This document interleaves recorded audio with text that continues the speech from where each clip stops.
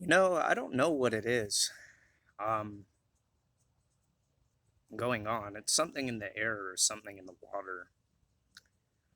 Um, a lot of people put out videos saying and expressing how odd the behavior has become in modern civilization. But is it really all that odd to really look and kind of reflect on the circumstances and the kind of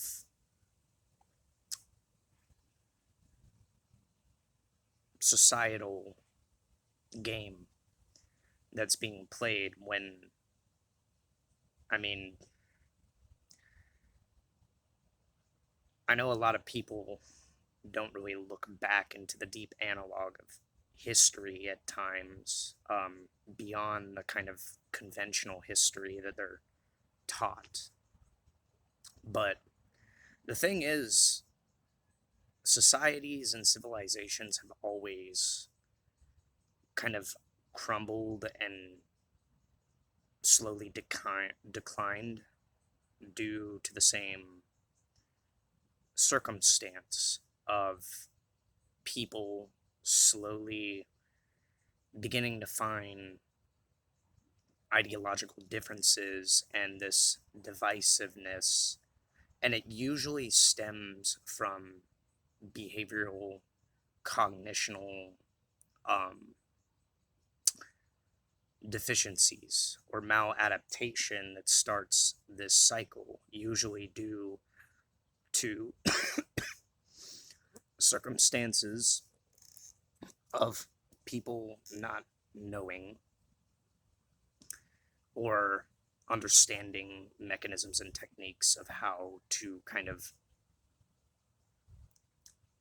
handle heavy amounts of stress or um, wanting to garner knowledge on the subject of really like dealing with health and well-being, um, develop practices, develop tools and techniques, because oftentimes what happens is civilization kind of slows and people become comfortable with a kind of set modality and expression in life.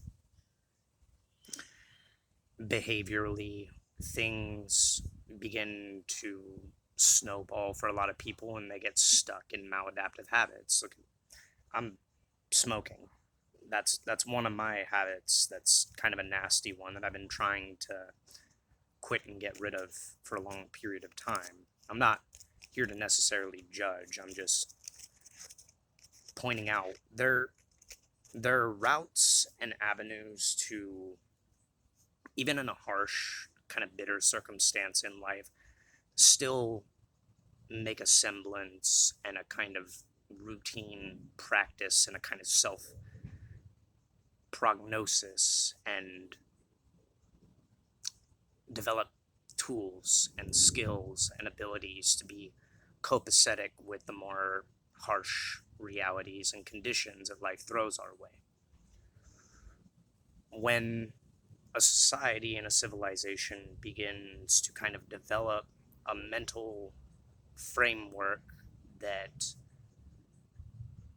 kind of permissively excuses certain behaviors and developmental maladaptations, what oftentimes happens is people begin to kind of fall under this mechanism of project projection, and we oftentimes don't understand that the way that we view reality and the way that we go about living our lives is often a direct reflection of a certain state of mind and body awareness, mind and body health. When the mind is kind of unsettled and we don't have a kind of cognizant way to develop practices and routines, when we allow ourselves to stagnate, that only usually gets worse. And what happens is this mechanism of projection, our emotional state and our psychological state, is something we begin to throw out into the world, put on the world. Every part and bit of our cognition, of our beliefs and ideals that often stem from a kind of like mental dis-ease, a disordering, or a kind of psychological, emotional blockage of sorts, become a breeding ground for a relation with life that becomes more bleak and nihilistic. We all tend to experience in a lifetime some realm of negative thoughts and negative thinking and maladaptive patterns and behaviors that are developed as coping mechanisms and strategies. When we're not actively seeking and trying to deal with these things, and it's not necessarily about trying to quit and force some kind of active change. It more or less is about learning how to balance behaviors and still adapt, and make healthy patterns and healthy behaviors possible in our lives. I smoke, for example. I struggled with the use of cannabis for a couple years, and then slowly after a while I just got tired of kind of being in a brain fog all the time, and realized that that behavior was kind of out of escapism. I mean, I had music and writing and dance that I oftentimes combined with that as a practice. So the reason that I smoked a lot of times, cannabis in particular, was to just become more loose and enthusiastic about getting sucked into the more creative aspects of my mind. But at the same time, those weren't necessary things.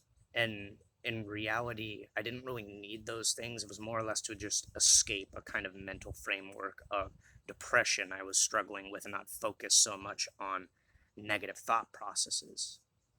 I picked up meditation, and slowly my need for actually having to like utilize cannabis to be in a copacetic state and a kind of more balanced and enthusiastic mood slowly dropped away, because I learned how to kind of recognize and see my thoughts. And then later I got into things like shadow work, kind of understanding the subconscious mind and learning how maladaptive tendencies and patterns kind of are born out of thought loops, looping trains of what essentially are conditioned patterns of behavior from maladaptive tendencies or early experiences that caused maladaptive tendencies. And slowly, even though I still smoke on occasion, because I do enjoy the sensation and the feeling of smoking, though I try to do it less and less, and it has been hard to quit. Um,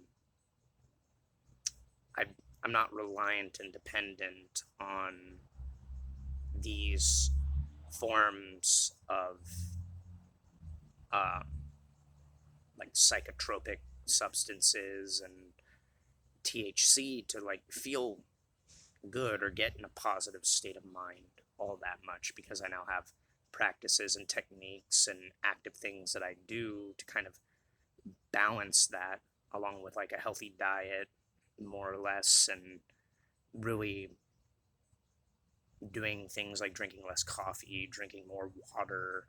Um, Overall, that balances the body, and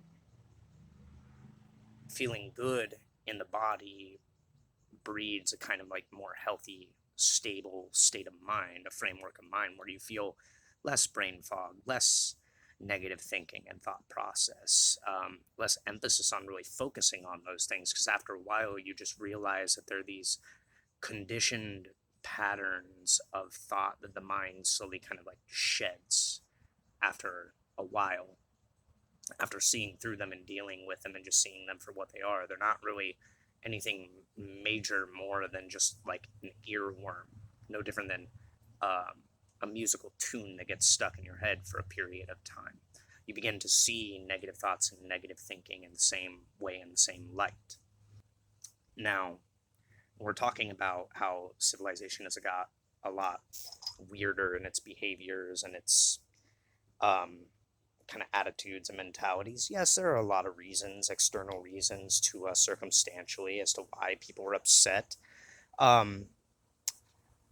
But it's more a deeply rooted thing that's a cause of civilization in general that through history is like shown how metacognition and mental behavior over time like slowly either adapts or kind of becomes stuck in maladapted patterns. I think one of the best examples is like the dancing plague.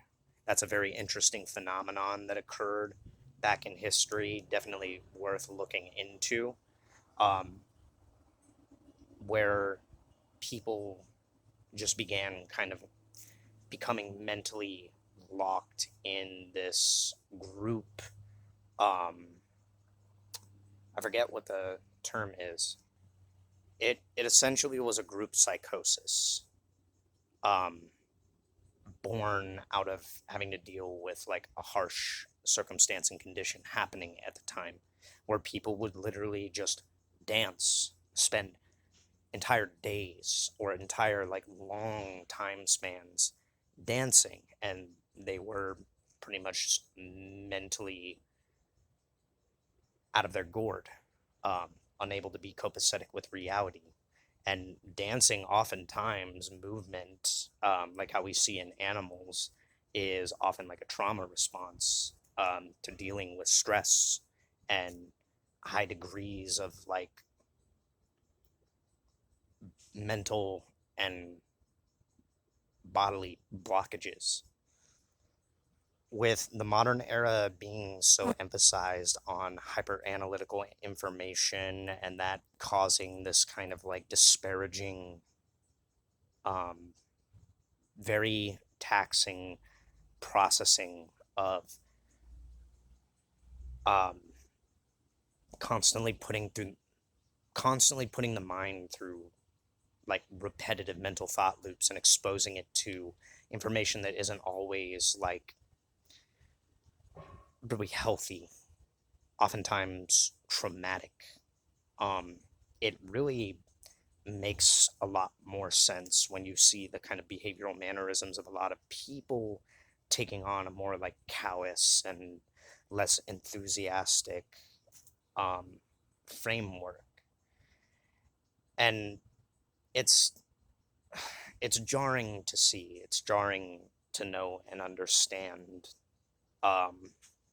just how much of that gets chalked up to the fact that,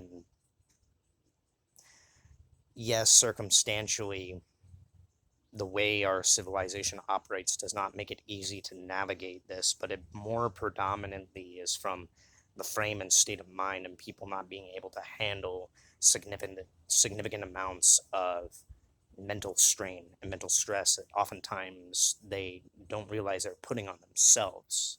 We are inorganically exposing ourselves to vast amounts of information that isn't always kind of digestible to the mind in a healthy way, more often than sometimes. A lot of the ideologies that are argued over that cause this kind of a repetitive thought loop of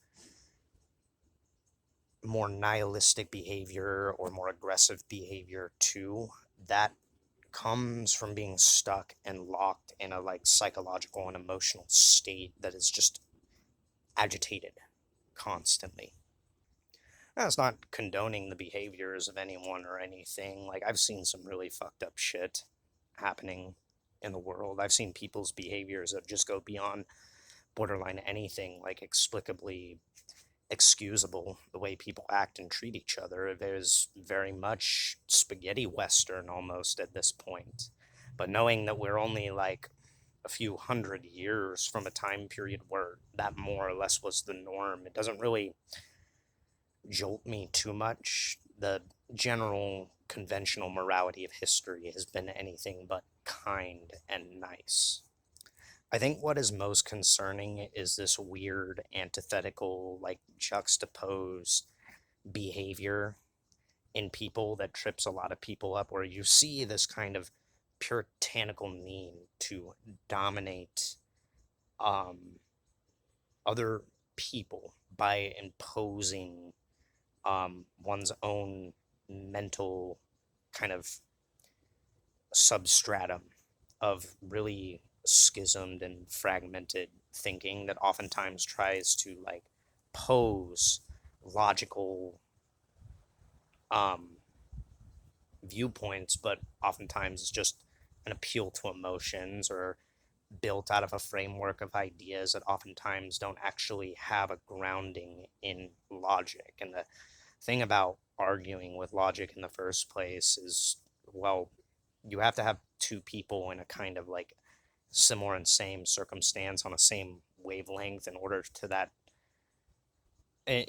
that communication to be applicable, and they both have to have the knowledge and understanding of being able to see different ideas and viewpoints and perspectives. And not only that, but except sometimes that there are blank spaces in their own understanding um, that they have to accept, and that it's okay to sometimes be ill-informed or lack a certain criterion of information or just be wrong sometimes. In the modern civilization that imposes so much emphasis on things like um, inflated ego and grandiosity, and everybody's favorite terminology like narcissism, well, that's a byproduct of being exposed to a civilization through like media and entertainment being what it is, and the behaviors of people on like an average everyday basis being kind of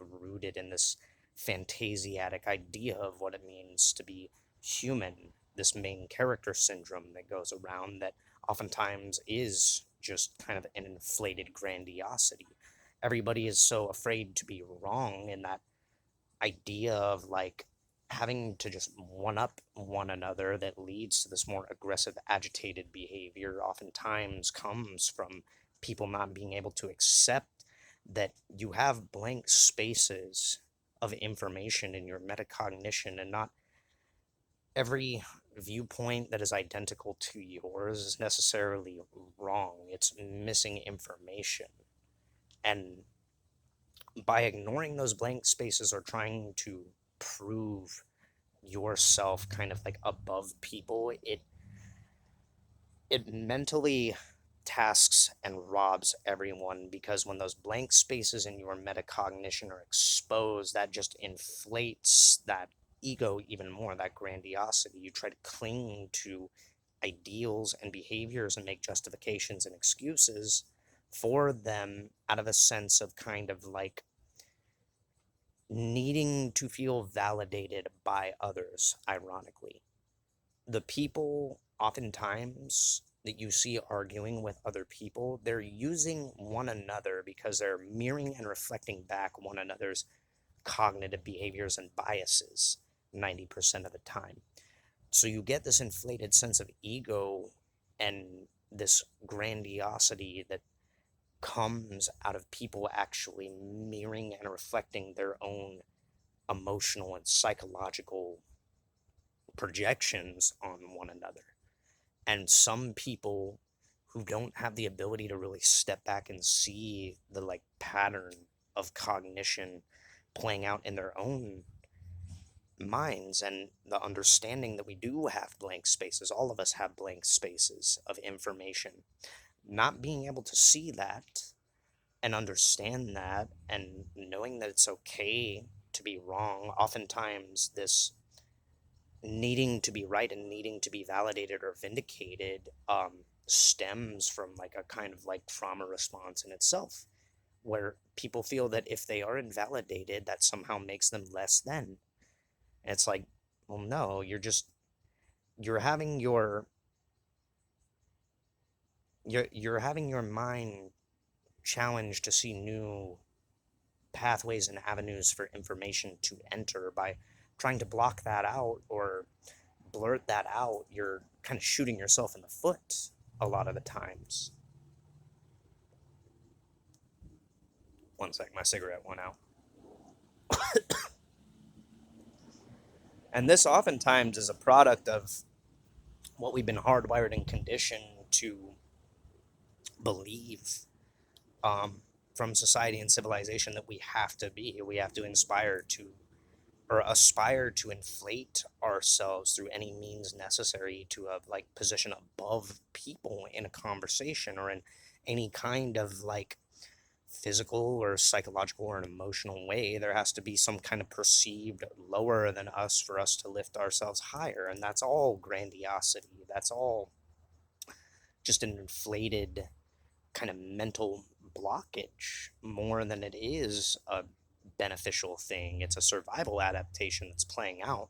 When you see people acting and behaving in these ways that are so juxtaposed to any formality of, not necessarily civility, but the ability to hear other conflicting and contrasting ideals and viewpoints, often that is an adaptation developed to kind of block a certain train of thought and a certain condition of like emotions and psychological patterns from bubbling to the surface that would have that individual like really have to question and kind of look introspectively in themselves. They don't want to do that because it's an uncomfortable thing to do. Shadow work is entirely uncomfortable. There's a lot of uncomfortable things in having to like self-reflect and introspect and really observe the pieces and parts of you that you need to work on. But we've been conditioned by societal beliefs and ideologies and patterns of behavior that always point this mechanism of projection on perceiving others and putting our own interpretations and ideals and our beliefs onto others, that kind of cause this mechanism of conflict, this adversarial looking at the world. In reality, what you're seeing in others, what you are actually mirroring and projecting onto others, these responses and these elicits, these triggers, I hate that word so much, that oftentimes people engage in, you're seeing people train and condition to project a maladaptive pattern of behavior that they don't see into themselves, or they don't see in themselves, onto other people. It's basically footing the blame, footing like maladaptive tendencies and behaviors of their own making internally, externally onto the outside world. And then the seeking of vindication and validation for that itself is also a coping mechanism. It basically is, and it very clearly becomes and is redundantly a repeating game that comes from society and civilization of inferiority and superiority complexes that develop with the mind and the body and the metacognition being rooted in a seat of identity over certain ideals and beliefs that, due to how civilization is, how we get sucked into the roles that we play in civilization, becomes this long-standing, grand-standing game that is further perpetually complicated by the fact that civilization doesn't really provide the amenities needed for everybody to benefit necessarily, and that civilization oftentimes is not a perfect thing.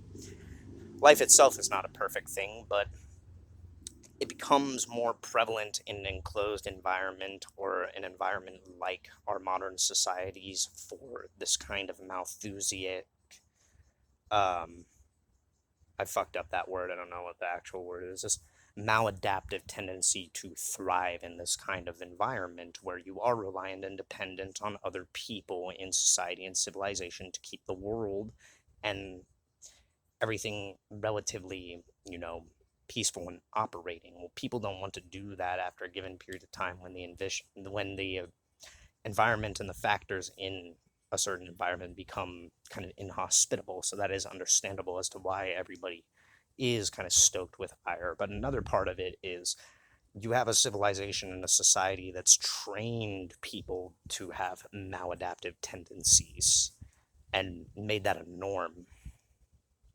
And that doesn't contribute to anything like beneficial long term. So oftentimes you get the same repeating thing. A lot of what you see is the same mechanisms that, and this is why I use the terminology like puritanical or inverted puritanism. It's not to knock a religious belief, but that's an example of history, like the Puritans and things like the Salem witch trials during those time periods in the colonial era, I believe. Um, that was all kind of a mental psychopathy that was taking place in the civilization. Um, and it does not whatsoever justify the kind of things that happened. The behaviors during that time period were absolutely fucking draconian and atrocious.